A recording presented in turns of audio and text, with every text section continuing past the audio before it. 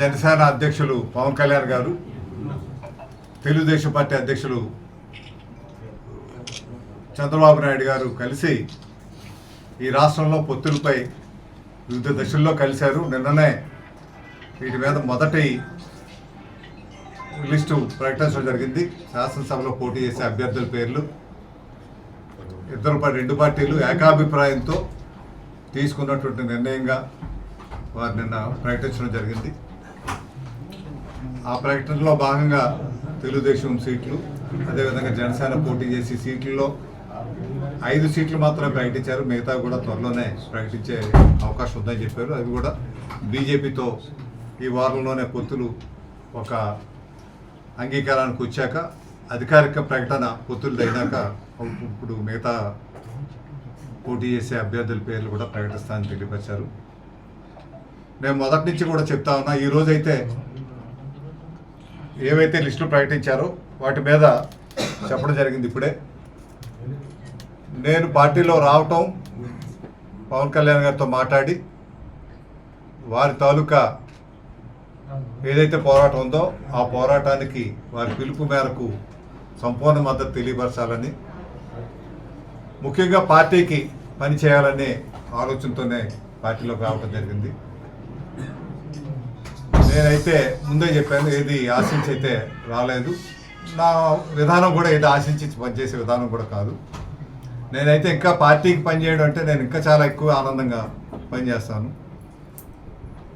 అదేవిధంగా మరి వారు వ్యక్తిగతంగా వారి చాయిస్, వారి అభిప్రాయం మేరకు వారు ఏ నిర్ణయం తీసుకుంటా ఆ నిర్ణయానికి స్వాగతిస్తామని తెలియపరచడంలో భాగంగా నిన్న ప్రకటించినటువంటి కార్యక్రమాలు ఏదైతే ఉన్నాయో దానికి వారి ఆలోచన విధానాన్ని రూపకల్పన చేసే విధంగా పోటీ చేయాలనే నిర్ణయానికి వారు రావటం జరిగింది, చేయించాలని. దానికి పూర్తి నా అంగీకారం తెలియపరుస్తూ, ఇందులో భాగంగా ఇప్పుడు ఈ గత చాలా సంవత్సరాలుగా మా అనకాపల్లి అసెంబ్లీ నియోజకవర్గ కన్వీనర్గా మన పరుచూరి భాస్కర్ గారు చాలా సేవలు అందించారు ఈ ప్రాంతానికి. నేను చూసే జిల్లా చాలామందితో మాట్లాడాం. ఇక్కడ అనకాపల్లిలో బూత్ స్థాయి కమిటీల నుంచి వార్డు కమిటీల వరకు, గ్రామ స్థాయి కమిటీలు, అన్ని లెవెల్స్లో కూడా కమిటీలు అవి వేసుకొని ఒక సిస్టమేటిక్గా మేము గతంలో కూడా మాట్లాడుకున్నప్పుడు వారందరితో కూడా కూర్చొని మాట్లాడుకోవాలని అనుకున్నాం. ఈ లోపల నాగబాబు గారు వచ్చారు, పర్యటన అయిపోయినా పెట్టుకుందాం అనేసి అనుకోవడం జరిగింది.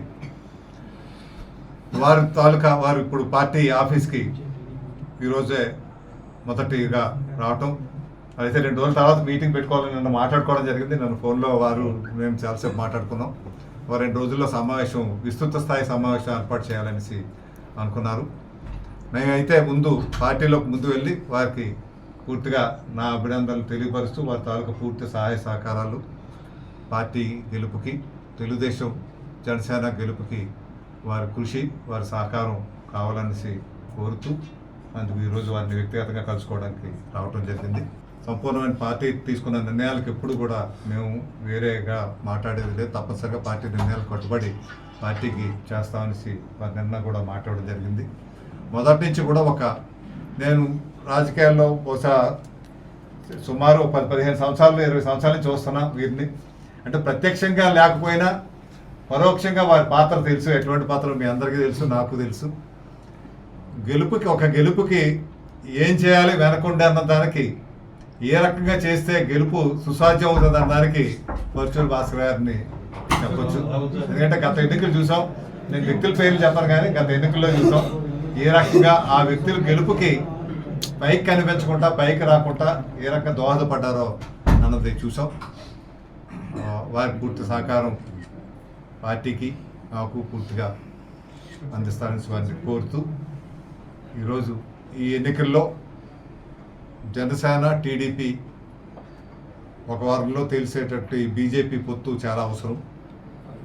ఈ 3 పార్టీలు కలిపి పోటీ చేయటం వల్ల రాష్ట్రంలో ఒక సౌహృద్భావ వాతావరణం వస్తుంది. మళ్ళీ ప్రజాస్వామ్యాన్ని నిలబెట్టుకోగలిగే పరిస్థితి వస్తుంది. ఈరోజు ప్రజాస్వామ్యాన్ని నిలబెట్టడం గురించి ఆ రోజు రాసినటువంటి అంబేద్కర్ రాజ్యాంగం పూర్తిగా నిర్వీర్యం చేసే కార్యక్రమాలు ఇప్పుడు రాష్ట్రంలో ఉన్నటువంటి ప్రభుత్వం చేస్తుంది. కాబట్టి దాన్ని కాపాడాలి, ప్రజాస్వామ్యాన్ని నిలబెట్టాలి, రాష్ట్ర పురోభివృద్ధి మార్గంలో తీసుకువెళ్ళాలి, రాష్ట్ర యువతకు మంచి భవిష్యత్తు ఇవ్వాలి. పరిశ్రమలు రావాలి, వ్యవసాయం బాగుండాలి, మీకు నీటిపారుదల ప్రాజెక్టులు పూర్తి కావాలి, అదేవిధంగా స్టీల్ ప్లాంట్ లాంటి పెద్ద ప్రాజెక్టు మనం కాపాడుకోవాలి, పోలవరం లాంటి ప్రాజెక్టు పూర్తి చేసుకోవాలి.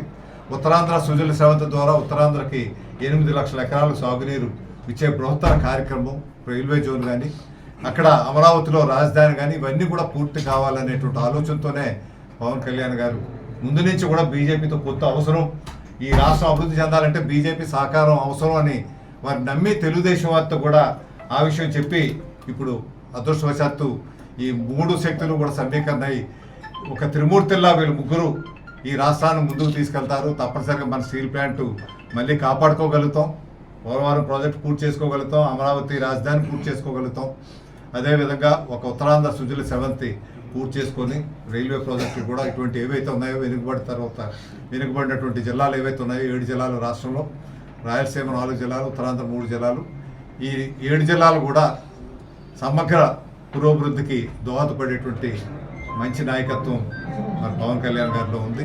వారి నాయకత్వాన్ని బలపరచాల్సినటువంటి అవసరం ఉంది. దాంతోపాటు పరిపాలనా దక్షత ఉన్నటువంటి చంద్రబాబు నాయుడు గారు నాయకత్వం కూడా ఈ రాష్ట్రానికి అవసరం కాబట్టి అందరూ కూడా కలిపి ముందుకు వెళ్ళాలనేటువంటి ఆలోచన త్వరలోనే రూపకల్పన జరిగేటువంటి అవకాశం ఉందని పూర్తి విశ్వాసంతో ఉన్నాను.